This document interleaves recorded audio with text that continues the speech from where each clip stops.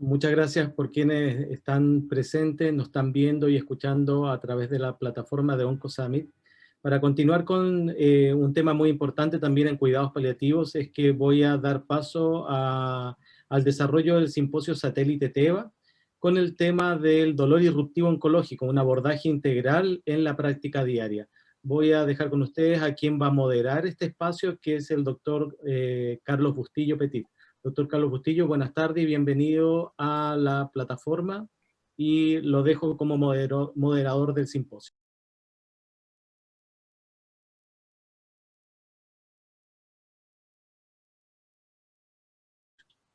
Buenas tardes, doctor Jagger. Muchísimas gracias a usted y al comité organizador por esta oportunidad de poder hacer llegar estos conocimientos de parte de nuestro expositor español, a quien quiero presentar. El doctor Javier de Castro Carpeño es oncólogo médico, es jefe de la sección de oncología médica y de Experimental Therapies and Biomarkers in Cancer Unit. Además, es coordinador de la unidad de innovación del Instituto de Investigación del Hospital Universitario La Paz en Madrid y es profesor de la Universidad Autónoma de Madrid. Como decía el doctor Jagger, el doctor de Castro nos va a hablar sobre el dolor irruptivo oncológico, un abordaje integral en la práctica diaria.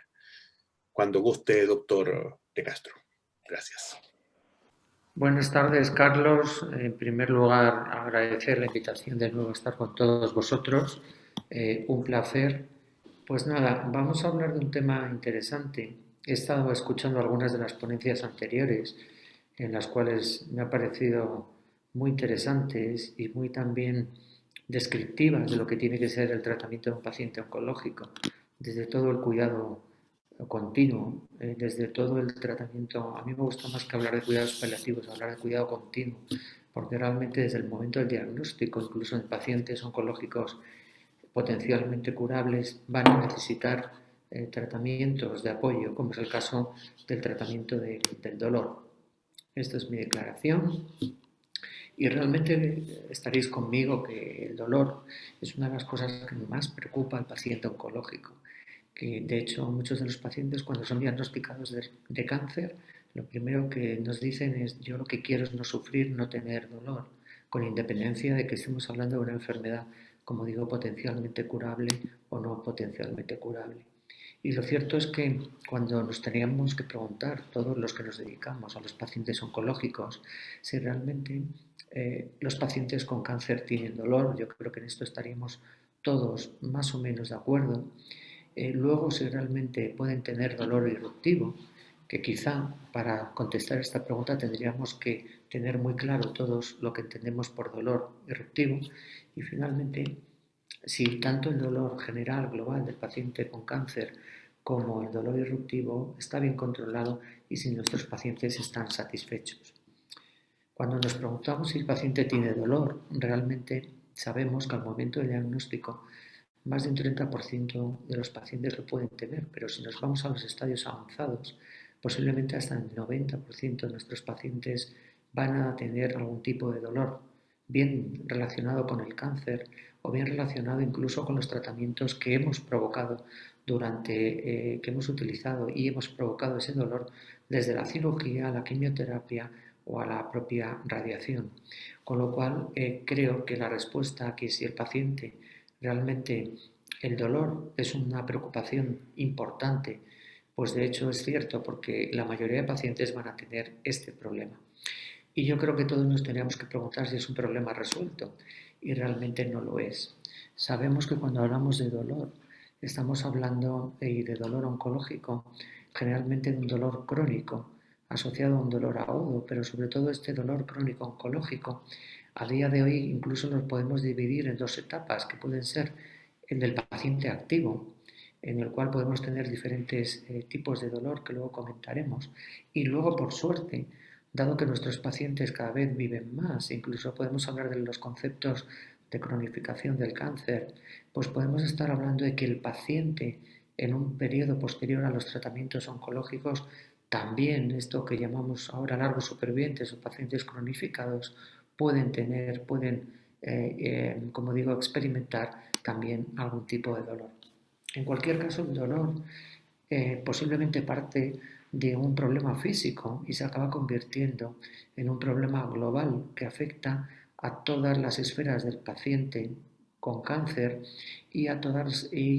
que se puede ver más o menos agravado por el propio cáncer, evidentemente, pero también por los tratamientos que utilicemos, por las propias características e idiosincrasias que pueda tener no solo el paciente, sino toda su familia. Y otra cosa importante es que el paciente que experimenta dolor, el dolor es un gran síntoma guía primero para el diagnóstico inicial y desde luego para también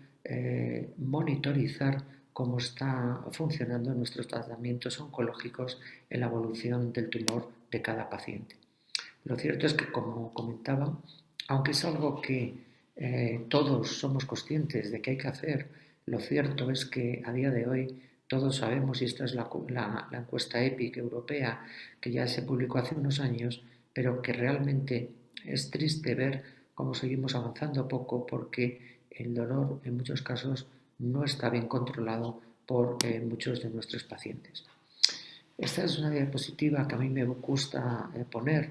porque antes comentaba la doctora la importancia de la integración de los cuidados paliativos en las fases tempranas y también un poco hablaba de esa encuesta donde la comunicación entre médicos, oncólogos radioterápicos y cuidados paliativos pues era buena pero podía ser mejorable y yo creo que aquí nos tenemos que enfrentar a lo que cada médico tiene que tener muy claro. Si estamos hablando de algo que siempre decimos que no tenemos tiempo, que estamos como médicos muy ocupados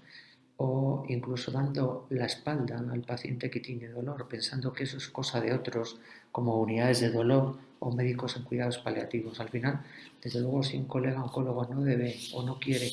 tratar pacientes o el problema del dolor del paciente, desde luego que deberá derivarlo lo antes posible para que el paciente pueda ser tratado por aquel especialista que sí que va a dedicar tiempo a un problema tan grave como el dolor.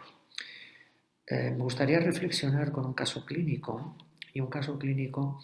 que es un paciente que actualmente tengo en tratamiento, un paciente joven, 57 años, con una historia de dolor en hombro izquierdo, con un año de evolución. Esto es algo que por desgracia vemos a veces diagnósticos tardíos, un auténtico viacrucis de médicos en médicos, pensando que era un problema de tipo articular y con un dolor bastante intenso y manejado solo con analgesias de primer y en algunas ocasiones de segundo escalón. Lo cierto es que en un momento determinado el paciente finalmente pudo ser diagnosticado de un cáncer de pulmón, como podéis ver aquí, situado en vértice pulmonar. Son estos tumores tipo Pancoast que provocan un gran dolor con un componente neuropático importante. Y cuando nos llegó a la consulta, este paciente, como digo, presentaba un dolor intenso y además presentaba, a pesar de ese dolor intenso, presentaba un dolor que él contaba con la movilización, presentaba parestesias a lo largo del miembro superior izquierdo, tenía una valoración de intensidad por escala analógica de 7 que nunca se reducía a pesar de la analgesia, pero además experimentaba episodios de dolor que a veces se producían con movilización o a veces incluso con el reposo y que podían llegar hasta 10. Entonces, claro, lo primero que uno intenta en estos pacientes es intentar controlar ese dolor intenso, intensísimo que tiene de una forma tan importante. Y para eso pues nos encontrábamos con que este tipo de pacientes que posiblemente estaban solo intentándose controlar, porque de hecho no estaban controlados, con un primer y segundo escalón analgésico de la escalera de la OMS, pues realmente necesitaban pasar a un tercer escalón o posiblemente, como ocurre en muchos casos, hacer un salto, un ascensor, para pasar directamente al tercer escalón analgésico. Sin embargo, como comentaba, posiblemente en este paciente habréis identificado que no solo hay un dolor basal mal controlado, sino que el paciente tiene una serie de picos que podemos interpretar que pueden ser picos relacionados con lo que puede ser, como digo, un mal dolor basal controlado, pero también con la existencia de un dolor irruptivo que ahora trataremos de averiguar qué es y cómo identificarlo. Otra cosa importante es que el mejor tratamiento analgésico es el tratamiento del tumor. Además de poner un tratamiento analgésico al paciente o incluso utilizar radioterapia local, que pueden ser buenos efectos paliativos, fíjense que este paciente fue incluido en un ensayo clínico con una combinación de inmunoterapia con nivolumab y pilimumab y que tuvo una respuesta espectacular, como pueden ver en los tags de la derecha, con una remisión prácticamente completa. Es decir, no tenemos que esperar a la respuesta antitumoral del tratamiento oncológico, tenemos que ir en paralelo con la analgesia, pero también darle la esperanza al paciente de que posiblemente con ese tratamiento oncológico también vamos a actuar actuando contra el tumor, también vamos a actuar contra el dolor. Pero en ese tiempo, como digo, tenemos que actuar y tenemos que ya poner una analgesia adecuada. Y como dato anecdótico y para acabar con este paciente, experimentó una neumonitis relacionada como proceso inmunorrelacionado con la inmunoterapia, por lo cual el paciente fue ingresado y tuvo que ser tratado con corticoides, pero posteriormente, y a pesar de tener que abandonar la inmunoterapia, el paciente ha mantenido una remisión completa tumoral que se prolonga más allá de 2 años. Esto es un concepto importante, como comentaba al principio. Un paciente puede tener dolor y al principio ser un tumor muy agresivo o muy mal localizado como el que tenía este paciente y sin embargo a lo largo de la evolución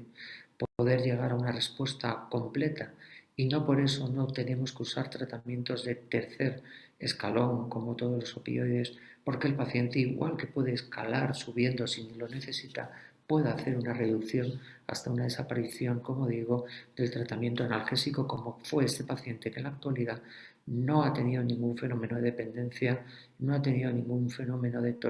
tolerancia y actualmente no precisa ningún tratamiento analgésico para, como digo, porque ha desaparecido radicalmente el dolor. Pero sin embargo, como ya intuíamos, el paciente tenía un dolor basal controlado y aparecía lo que llamamos un dolor irruptivo. ¿Y qué es realmente un dolor irruptivo? Realmente el concepto de dolor irruptivo parte, como pueden ver aquí, desde hace ya más de 20 años, donde Portenoy, en primer lugar, pues habló de una exacerbación transitoria de dolor que se producía en el contexto de un paciente con dolor oncológico basal, generalmente estable y generalmente con tratamiento de opioides. Estas definiciones han ido de una u otra forma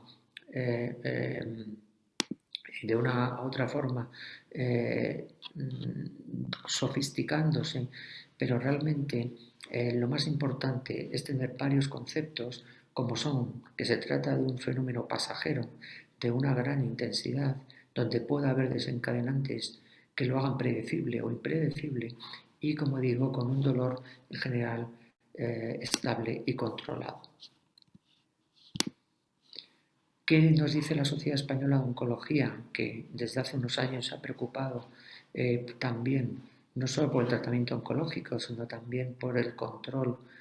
continuo de síntomas tan importantes como el dolor, y en unas guías que se publicaron en 2017 define este dolor en la misma línea que he comentado: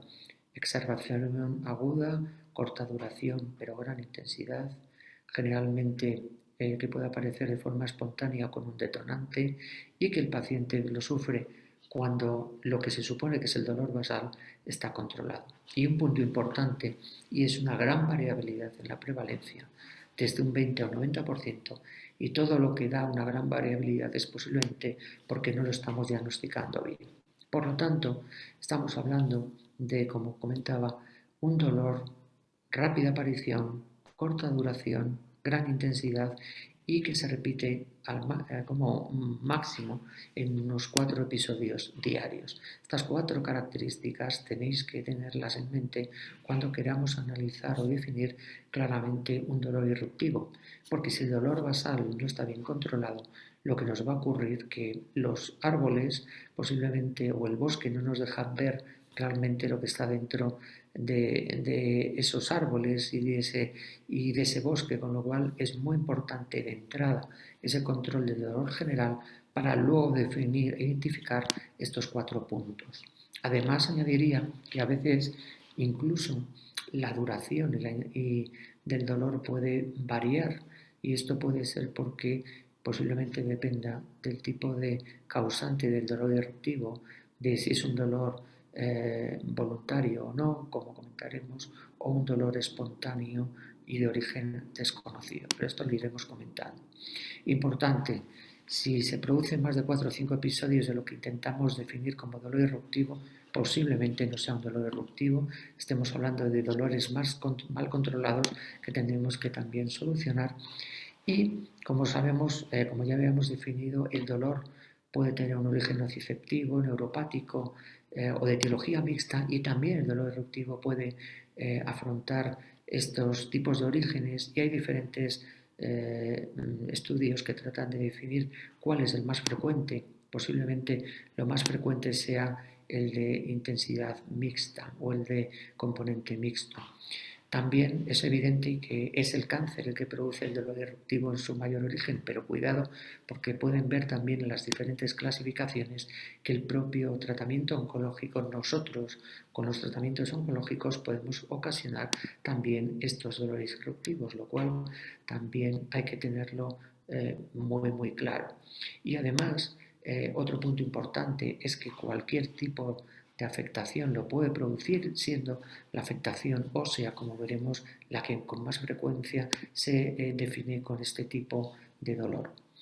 Cualquier tumor también, aunque lógicamente los que tienen mayor presencia metastásica, como el cáncer de pulmón, cáncer de mama, el cáncer colorectal o el de próstata, por su relación también con la afectación ósea, son los que suelen producir este tipo de tumor, este tipo de dolor, como ocurre, como se ha definido en diferentes clasificaciones. En definitiva, cualquier cáncer no está exento de presentar dolor eruptivo. Por lo tanto, no estamos ante una entidad única, tiene que ser bien definida, puede englobar diferentes tipos de dolor y puede tener además variabilidad individual en cada paciente.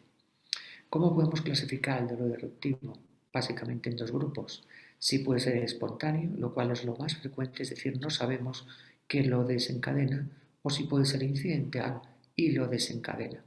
Dentro del incidental vamos a tener lo que llamamos el volitivo, o que hacemos cuando hacemos un acto voluntario, por ejemplo, irnos a hacer nuestro aseo diario o a dar un paseo, y el involuntario, que puede aparecer, por ejemplo, con la tos, con un espasmo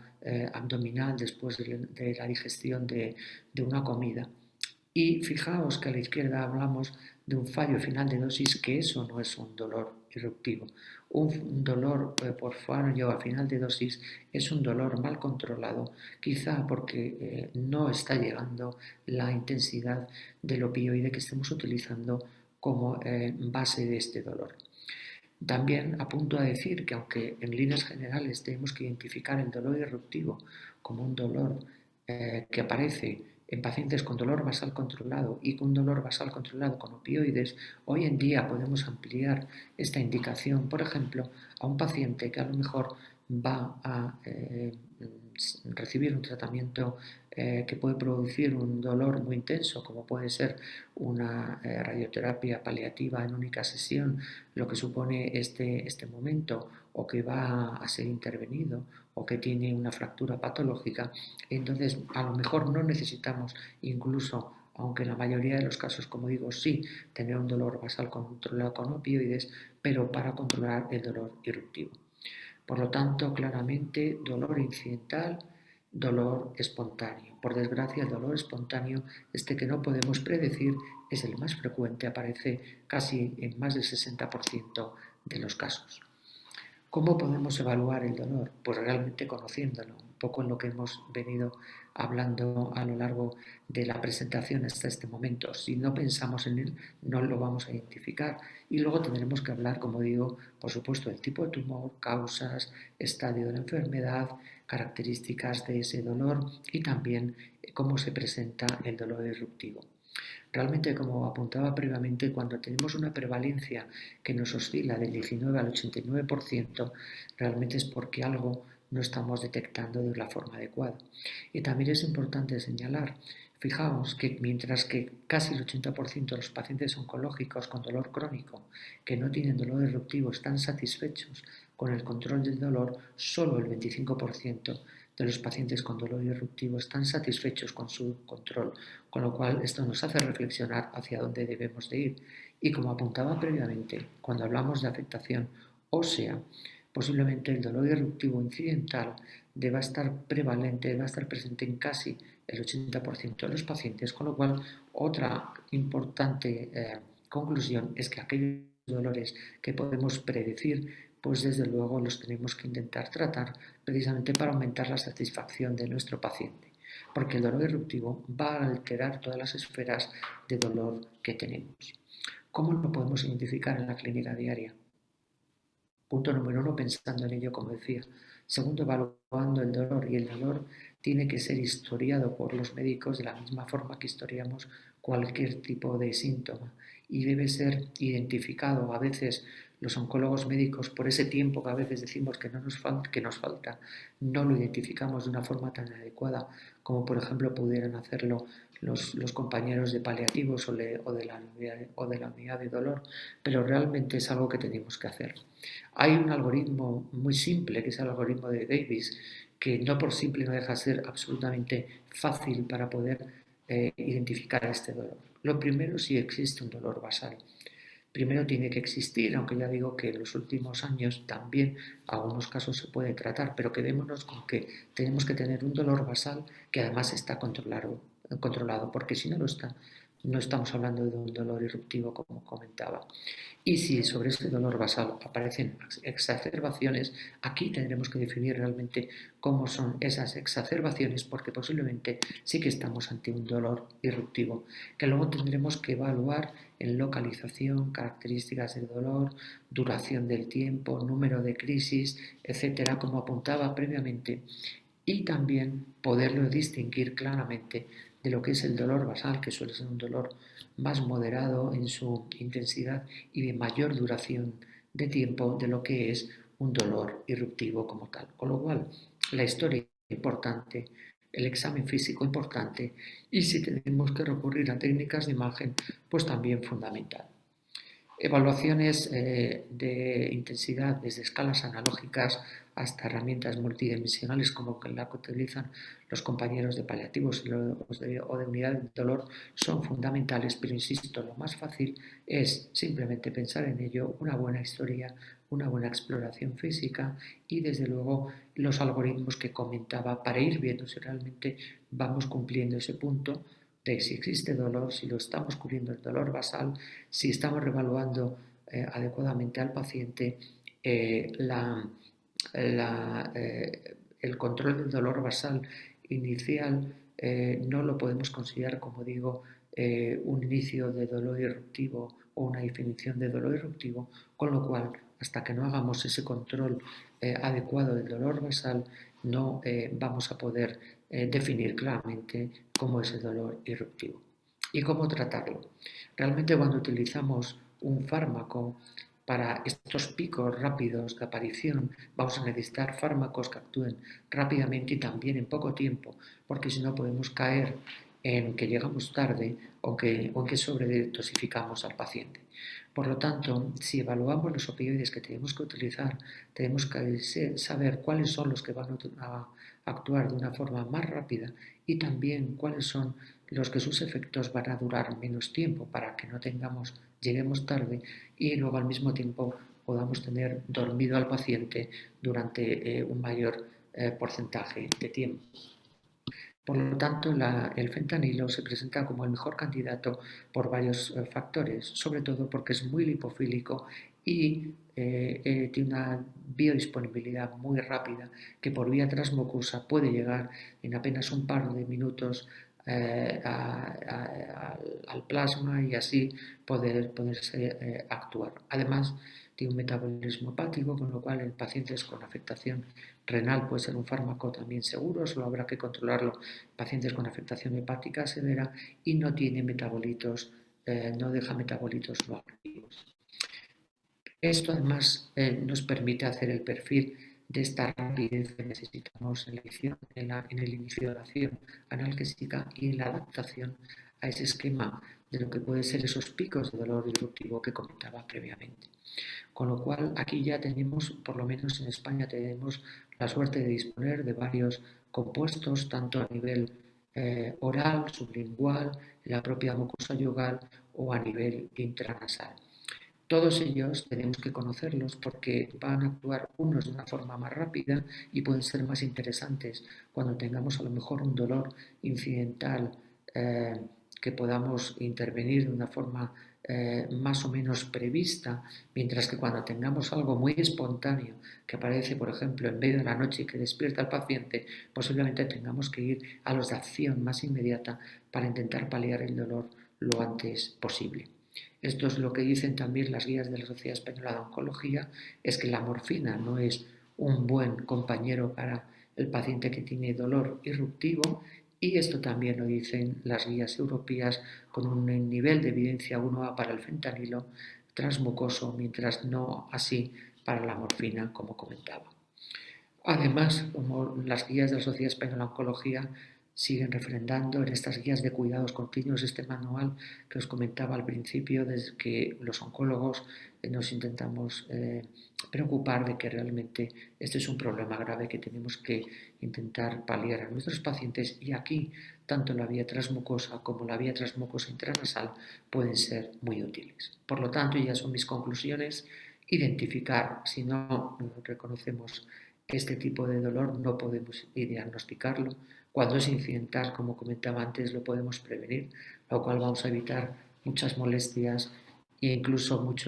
vamos a hacer que el paciente pueda ser mucho más funcional. Hay muchos pacientes que tienen miedo al dolor y por eso no se mueven, no se hacen la higiene correcta, no comen lo suficiente, con lo cual podemos trabajar mucho en la calidad de vida y también en el estado general del paciente gracias a controlar este dolor irruptivo que puede estar presente en todos los tumores, incluso en pacientes potencialmente curables, como el paciente que os presenté previamente, y donde, aunque la causa más frecuente es la enfermedad tumoral, pues también nuestros propios tratamientos lo pueden recordar. Todo esto, y me uno a los otros compañeros que han hablado, sobre todo de cuidados paliativos, previamente necesita un abordaje multidisciplinario que individualice al paciente, que individualice su tratamiento y que defina como característica de calidad este concepto de dolor irruptivo. Porque solo conociéndolo, podemos identificándolo, podemos tratar, ¿no? y podemos paliar, podemos mejorar, como digo, la calidad de vida del paciente, que por suerte el paciente oncológico puede hoy en día tener una larga supervivencia, como ocurre en mi caso cuando veo pacientes con cáncer de pulmón hace apenas 10 años. El 90% fallecía en un año. Ahora, con las terapias diana dirigidas o con la inmunoterapia podemos tener hasta un 50% de pacientes que sobreviven más allá de los 5 años. He tenido la suerte de publicar un libro precisamente que acompañe al paciente oncológico hace apenas un mes, para que acompañe al paciente oncológico en su viaje, en su diagnóstico y a lo largo de su tratamiento. Y hago referencia también a que el sufrimiento físico desde luego no tiene sentido y tenemos armas para poderlo eliminar. Esto es un poco lo que tenemos que reflexionar, como comentaba al principio, los oncólogos médicos, para, si no somos capaces de llegar hasta ahí, tenemos especialistas al lado que lo pueden hacer y desde luego vamos a trabajar mucho más y mucho mejor en un tratamiento multidisciplinario conjunto que cuando actuamos de forma individual. Vamos a tener más ojos, vamos a tener más palabras de aliento y sobre todo vamos a tener también más experiencia para nuestros pacientes. Nada más y muchas gracias y espero que os haya podido reflexionar y por lo menos aportar algo más en este largo maratón que estáis teniendo en el OncoSummit. Muchas gracias. Muchas gracias, doctor Javier de Castro, por una gran presentación y relevar el tema del dolor irruptivo, que es muy importante porque, como usted decía en las últimas diapositivas, cuando se tiene presente se busca, y cuando se busca se puede tratar, y eso claramente mejora la calidad de vida de los pacientes. Así que muchas gracias por su presentación, y con esto queremos cerrar el simposio Satélite TEBA, y agradecer por su presencia en este congreso de OncoSummit. Así que muchas gracias. Muchas gracias a vosotros. Un placer. Muchas gracias, doctor.